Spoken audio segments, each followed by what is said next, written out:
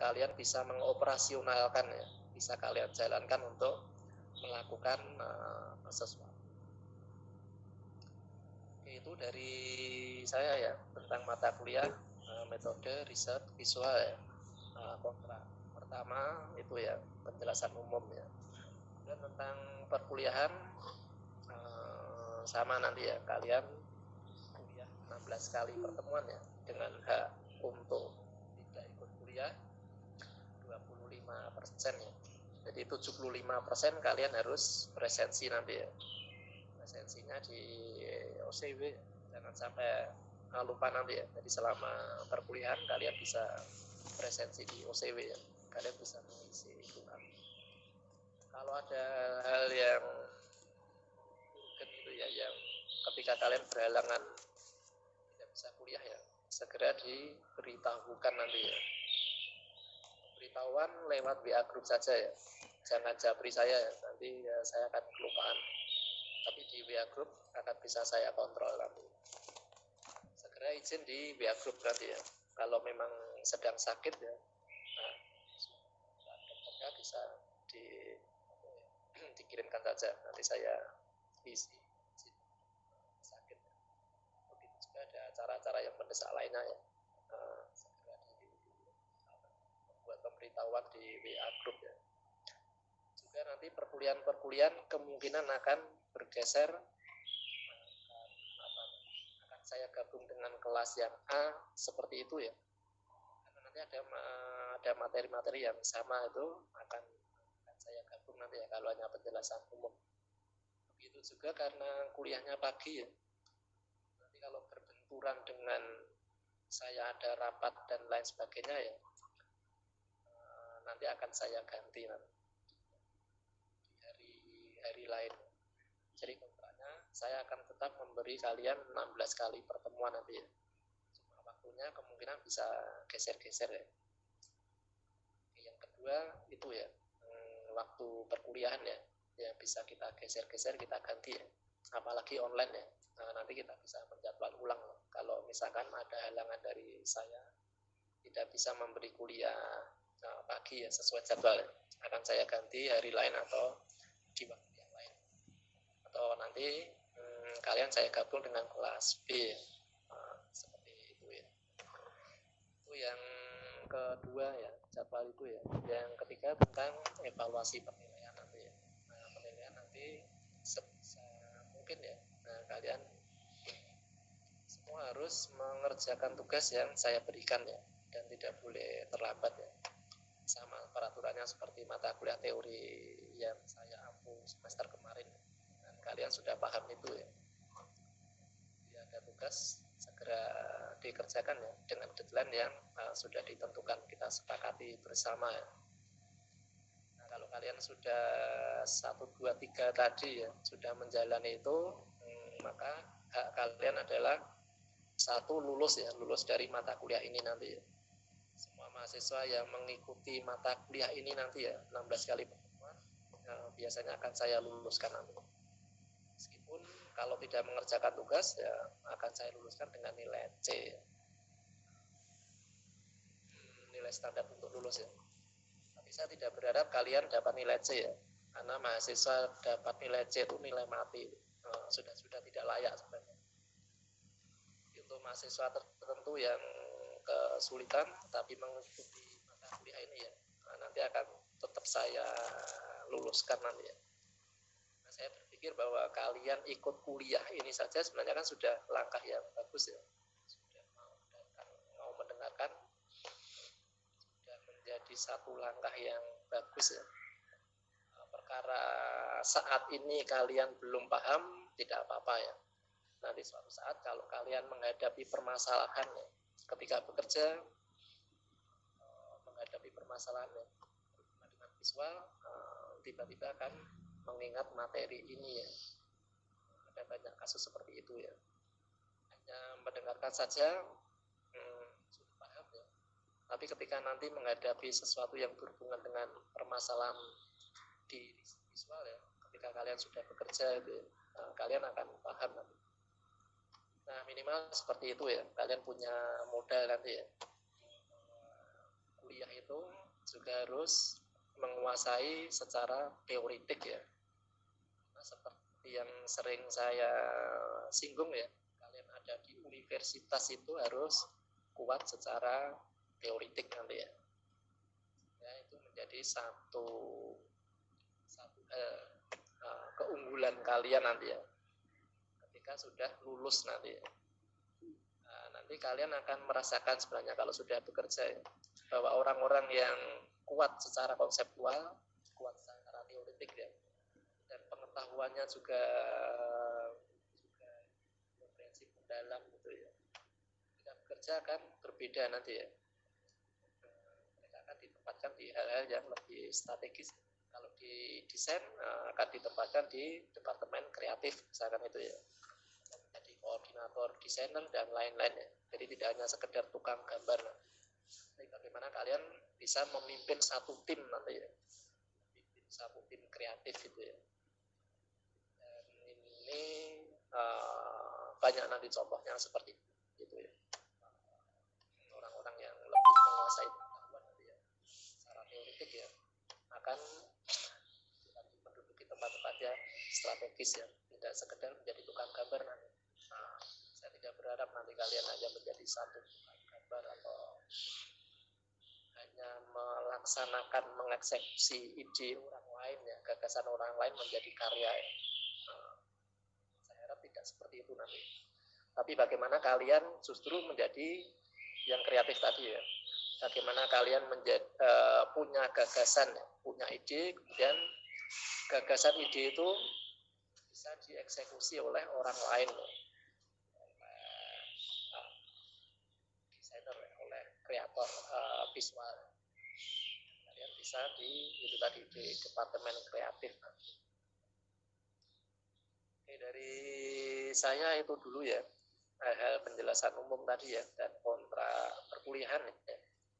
Oke, agar kalian lebih paham mata kuliah ini, bisa mengikuti nanti ya selama 1 semester. Kalian bisa menanyakan dahulu ya hal-hal yang sekiranya di penjelasan ini tadi masih membingungkan kalian. Oke, silakan kalian tanyakan dahulu kalau ada hal-hal yang masih membingungkan kalian ya.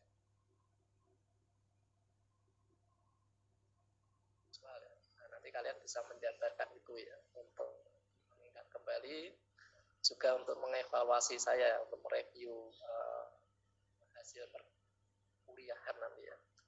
Nah, tugas-tugas itu seperti semester kemarin nanti saya pakai untuk penilaian secara menyeluruh nanti di mata kuliah ini. Dan sebenarnya nanti kalau tugas-tugas itu sudah bagus ya, saya tidak berharap ada tes, ada ujian tengah semester misalkan itu ya. Tapi bagi yang tugasnya belum bagus ya, dan ketika perkuliahan juga pasif ya. Nah, terutama ini, kalau kalian perkuliahannya pasif ya, karena kan perkuliahan kita kan teori ya, dan saya sangat bertumbuh pada diskusi. Jadi kalian harus mengkomunikasikan apa yang kalian pikirkan dan apa yang kalian serap ya. Nah, kalau tidak ada komunikasi itu, nanti yang berbicara saya saja, saya sulit sekali untuk menilai kalian. Sehingga di perkuliahan yang saya ampu ya, yang teori-teori ya, saya sangat berharap ada diskusi. Kalian juga merespon hal-hal yang saya sampaikan sehingga terjadi dialog, tidak hanya monolog dari saya, nanti saya hanya bicara sendiri tanpa respon. Tiba balik dari kalian, saya akan kesulitan mengerti kalian. Sehingga mahasiswa yang aktif nanti ya, saya akan tahu nanti perkembangan pikiran kalian ya. Dan tanpa memberi tugas pun, sebenarnya saya sudah bisa paham nanti kompetensi yang kalian capai di mata kuliah ini apa itu ya. Dari hasil diskusi sebenarnya sudah bisa saya nilai nanti. Nah, di diskusi nanti saya juga berharap ke peran serta kalian nanti, Ya, seperti mata kuliah yang lain ya. Nanti saya akan memberi namanya tawaran ke kalian ya. Misalkan ini pertemuan ke depan ya, kita akan membicarakan materi apa itu ya. Tapi yang benar-benar spesifik ya. Nah, nanti saya akan memberi tawaran ke kalian ya, 2 mahasiswa untuk membuat presentasi ya. 2 mahasiswa yang menjadi pemantik, menjadi pemicu diskusi nanti ya, membuat materi sederhana ya tentang materi yang sudah saya tentukan ya, sehingga dari 2 materi itu kita bisa diskusi yang lebih mendalam ya, dan kalian juga bisa tadi berperan aktif nanti ya dalam diskusi tersebut. Ya, jadi tugasnya nanti seperti itu ya, tugas-tugas kelasnya ya. Ada tugas lebih banyak individu nanti tugasnya, karena mengingat kalian sudah tadi seperti yang saya jelaskan di awal tadi ya, kalian sudah semester atas, kemudian juga kalian mulai memilih nanti ya bidang-bidang yang akan menjadi proyeksi ke depan kalian ya. Oh, saya ternyata kuat di bidang ini misalkan itu ya, ya sudah itu kalian fokus itu ya. Segala hal yang kalian pelajari fokuskan pada bidang yang kalian pilih nanti ya. Di studio nanti ya, di mata kuliah teori yang lain semua difokuskan pada itu ya, sehingga nanti di semester berikutnya, semester 7 ya, ketika kalian seminar ya, kalian membuat proposal sudah fokus pada bidang yang sudah kalian pilih tadi ya, dengan segala konsep dan teori yang sudah kalian kumpulkan ya, jadi tidak mencari-cari lagi ya. Sudah cicil ya. Dan tiap mahasiswa jelas berbeda-beda nanti ya. Tiap mahasiswa konsepnya kan beda-beda ya. Dan kemampuannya sudah beda-beda ya. Pilih satu bidang yang benar-benar menjadi passion kalian nanti ya. Proyeksi ke depan kalian ya.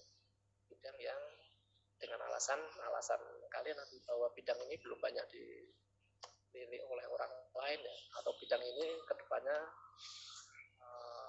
menjanjikan nanti ya untuk dikembangkan ya, dan lain sebagainya, yang tahu kalian nanti, dan itu bisa kita diskusikan di kelas.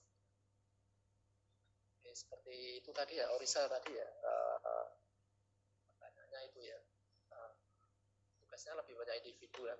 Jadi tugasnya bisa tugas saya memberi pertanyaan ya, atau kalian saya beri kasus ya untuk kalian presentasikan ya, diskusikan ya. Bisa juga nanti studi kasus tertentu ya. Coba misalkan ini minggu ini saya memberi ya, coba kalian cari bahan soal apa itu ya, saya akan beri. Nanti kalian bisa mencari bahannya ya, kemudian dikirimkan di WA group dan lain-lain ya. Jadi saya pilih ya, ya menarik untuk kita diskusikan bareng. Misalkan materinya siapa itu ya, nanti yang sama akan kelihatan. Oke, seperti itu ya. Nanti kalau nilainya sudah bagus di tugas-tugas itu ya, tidak harus ikut UTS ya. Jadi saya tidak akan, tapi saya lihat nanti ya, mahasiswa yang tidak aktif, yang masih kurang tugasnya, tetap harus mengerjakan UTS. Ya, seperti itu ya. Yang lain bisa yang lain bisa ditanyakan dulu ya, yang belum. Kita masih punya waktu beberapa saat.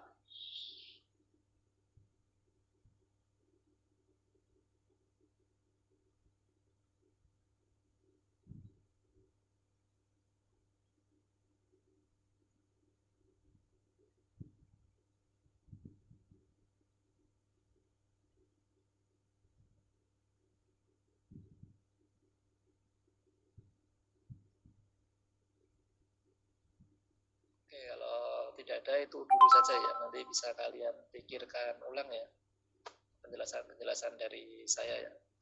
Oke, yang terakhir ini untuk kelas ini ya, jadi kita itu dalam arti saya ya, saya sebagai pengajar yang bertanggung jawab di mata kuliah ini ya, dan kalian sebagai peserta didik. Tapi dua-duanya sebenarnya posisinya sama ya. Untuk mata kuliah ini coba nanti kita kelola bersama nanti ya. Jadi kalian tidak hanya mengandalkan saya saja nanti. Jadi kalian juga punya hak untuk itu tadi ya, menyusun pengetahuan nanti ya. Makanya saya akan memberi tugas-tugas tadi ya yang bisa kita diskusikan bareng. Jadi semua mahasiswa saya harap terlibat untuk mengelola kelas ini ya selama satu semester ya. Selama 16 kali pertemuan. Kalian harus aktif tadi ya. Diskusi, kemudian juga aktif di dalam penyampaian materi ya. Sehingga kelasnya bisa berjalan dengan bagus ya. Jadi tidak kelas benar-benar teori itu ya, saya menyampaikan teori ya, kalian bisa menyerap atau tidak, saya juga tidak tahu dan lain-lain ya. Jadi seperti kelas-kelas yang konvensional itu jangan sampai seperti itu nanti. Karena ini menjadi satu mata kuliah yang penting ya, karena metode riset visual kan ya. Dan bidang kalian kan visual ya. Dan saya yakin mata kuliah ini nanti ya, seperti yang saya jelaskan tadi, akan membantu banyak sekali di hal yang akan kalian tekuni ke depannya ya. Meskipun untuk saat ini mungkin kalian belum paham ya. Kalau menemui permasalahan akan mengingat kembali nanti, oh ternyata saya pernah mendapat hal ini di kelas ya, maksudnya seperti ini misalkan itu ya, sehingga kalian bisa memecahkan permasalahan tersebut ya. Tapi kalau sudah paham sekarang akan lebih bagus lagi ya, sehingga kalian bisa mendalami. Nah, itu ya yang terakhir ya, nanti kita akan mengelola kelas ini bareng-bareng ya. Kalian harus mendengarkan saya perkuliahan dan lain sebagainya ya. Atau kalau saya menyampaikan materi yang sama itu ya, pernah disampaikan, nah, kalian bisa mengingatkan saya nanti ya, bahwa sudah disampaikan itu ya. Sehingga biar saya tidak mengulang-ulang itu ya. Itu tadi ya, biar kalian mendapat informasi-informasi baru ya, informasi-informasi mutakhir ya, yang akan membantu kalian nanti ya. Karena di bidang visual jelas satu perlu konsep-konsep itu bisa konsep-konsep lama nanti ya, konsep-konsep lama yang masih kuat, masih kokoh gitu ya, karena belum ada yang membantah misalkan itu ya. Oke, kita akan mempelajari itu. Tapi di visual juga perlu informasi akhir nanti ya. Karena kalian dituntut nanti membuat sesuatu yang baru dan lain-lainnya ya. Dan visual juga selalu berubah dengan sangat cepat ya. Karena perkembangan teknologi juga perkembangan pola pikir masyarakat yang semakin cepat berubah ya. Kan memang masyarakat dirangsang untuk berubah dengan sangat cepat ya. Nah, kita akan mengkaji itu hal-hal yang satu konvensional itu ya, tapi juga hal-hal yang mutakhir ya. Bahkan kita juga akan mengkaji nanti mencoba ya hal-hal yang kontroversial itu ya. Sekarang yang misalkan ini ya, ada desainer Indonesia ya yang memesan organ tubuh manusia ya, yang akan dijadikan untuk produk desainnya ya. Nah, hal-hal seperti itu kan menjadi satu hal yang menarik untuk didiskusikan. Bagaimana si desainer itu punya metode visual yang berbeda ya. Dia membuat produk-produk visual yang benar-benar menantang, benar-benar kontroversial itu ya. Salah satu contohnya 2016 ya, dia membuat satu produk tas ya dengan dengan pegangan cangkingannya itu dari tulang belakang manusia itu ya, yang akhirnya menjadi kontroversial ya. Antara produk yang benar-benar kreatif ya, benar-benar di luar mainstream, berhadapan dengan etika nanti ya, etika produk. Nah, itu bisa kita diskusikan di kelas kita nanti ya, sehingga kalian juga akan tertantang secara pemikiran ya. Karena kalau hanya mempelajari hal-hal yang konvensional akan sama nanti hasilnya, hanya memverifikasi hal-hal yang sudah disepakati bersama ya.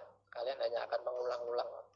Dengan mempelajari hal-hal yang menantang itu, kalian juga akan belajar banyak hal nanti ya. Bahwa produk visual itu tadi berhadapan dengan konteks banyak hal nanti ya. Misalkan produknya bagus sekali ya, kalian pelajari di desain produk nanti. Tapi secara kenyamanan nanti ya, ergonomi ya. Nah, ergonomi itu ada dua nanti, ergonomi fisik ya.